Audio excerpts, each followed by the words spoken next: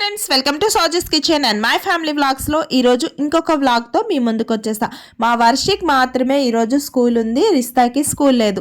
So అది ఇంకా పడుకునే ఉంది. వర్షిత అయితే రోజు లేచి వచ్చేస్తుంది. ఇంకా దానికైతే ఈరోజు క్రిస్మస్ సెలబ్రేషన్స్, అందుకే ఈ గెటప్లో అయితే రెడీ చేసేసాను. ఇంకా తలస్నానం చేశానని చెప్పి హెయిర్ డ్రై చేస్తున్నాను. సో ఫైనల్గా రోజు కూడా మార్నింగే స్నానం చేసి స్కూల్కి అయితే వెళ్ళిపోతుంది ఎంత చలైనా.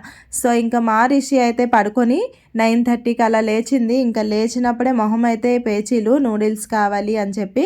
సో దానికైతే వెజిటేబుల్స్ వేయకుండా నూడిల్స్ చేయమంటే చేసేసి 2 eggs అయితే ఇచ్చేసా. సో ఇంకా మా రిషికి కూడా స్నానం చేయించేసి హెయిర్ డ్రై చేస్తున్నాను. ఎలాగో స్కూల్ లేదు కదా, అందుకోసం అని చెప్పి 11 o'clockకి ట్యూషన్లో దించేద్దాం. ఇంకా 11కి దించితే వాళ్ళ చెల్లి 1 o'clock వస్తుంది కదా, అప్పుడు అది వచ్చినప్పుడు దీన్ని కూడా ట్యూషన్ నుంచి తీసుకొని రావచ్చు. సో ఈ విధంగా రెడీ చేయించేసి ఇంకా సాక్స్లు కూడా వేసుకోలేదు. ఫైనల్గా నేనే వేసేసి ట్యూషన్కి అయితే తీసుకొని వెళ్తున్నా.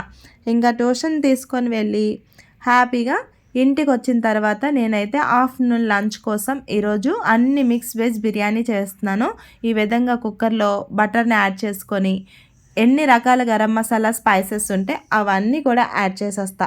యాడ్ చేసేసి ఇందులోనే 1 టేబుల్ స్పూన్ జీలకర్ర, అలాగే కాజుని కూడా యాడ్ చేసుకొని ఒక్కసారి కలిపి పచ్చిమిర్చి, ఆనియన్స్ని కూడా యాడ్ చేస్తా.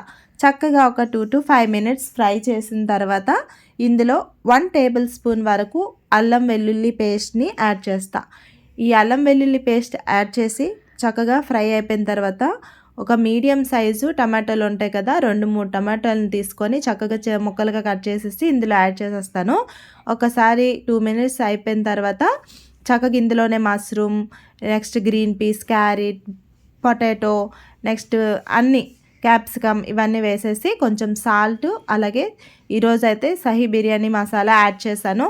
యాడ్ చేసి ఇందులో ముందుగా వాష్ చేసి పెట్టుకున్న 1 cup రైస్ని 2 కప్పుల వరకు వాటర్ని యాడ్ చేసేసి చక్కగా ఒకసారి కలిపిన తర్వాత ఇందులోనే కొత్తిమీర, పుదీనాను కూడా యాడ్ చేసి పెట్టేస్తా.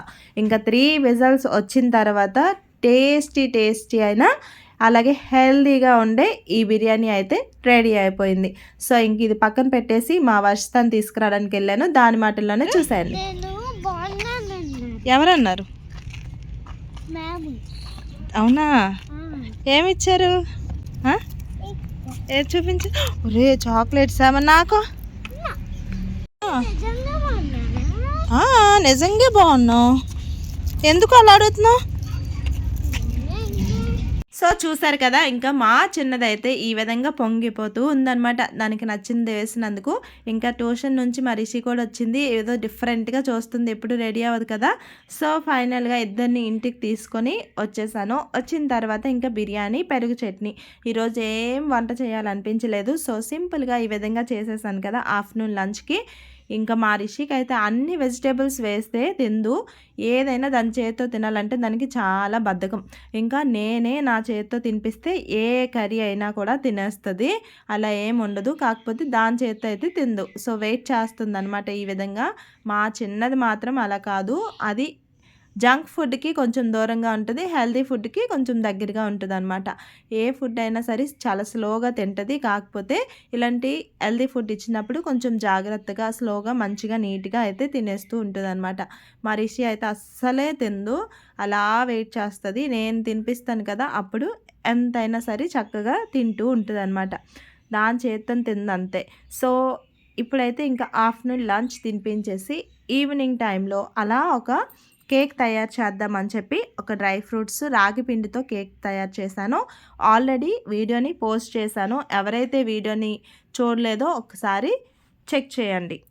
సో ఈరోజు అయితే రాగి పిండి, బెల్లంతో డ్రై ఫ్రూట్స్ వేసి ఈ విధంగా పిల్లలకి స్నాక్స్గా పనికొస్తుంది కదా అని చేశాను. ఇంకా మా పిల్లలు అయితే ఆ కేక్ అయినంత వరకు అసలు వెయిట్ చేసి ఎప్పుడు ఓపెన్ చేస్తాం, ఎప్పుడు తింటాం అనే టెన్షన్తో అయితే ఉన్నారు.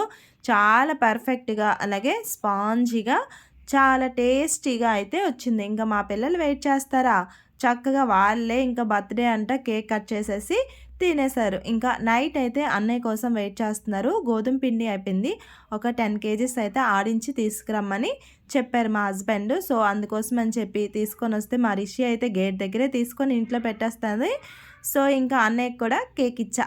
సో అన్నయ్యకైతే నేను వీడియో తీస్తున్నట్టు తెలీదు. మా ఆయనతో వీడియో కాల్ మాట్లాడుతున్నాను అనుకోని తెగ పొంగిపోతున్నాడు. ఈరోజు వీడియో అప్లోడ్ చేస్తే చూస్తాడనమాట. ఈ విధంగా పిండినైతే మూత తీసి పక్కనైతే పెట్టేశాను. ఎందుకంటే వేడిగా ఉంటుంది కదా. మేమెప్పుడు కూడా ఈ గోధుమ పిండిని 10 కేజీలు గోధుమలు అయితే 1 కేజీ వరకు శనగలను వేసి ఈ విధంగా ఆడించి పక్కన పెట్టుకుంటాం.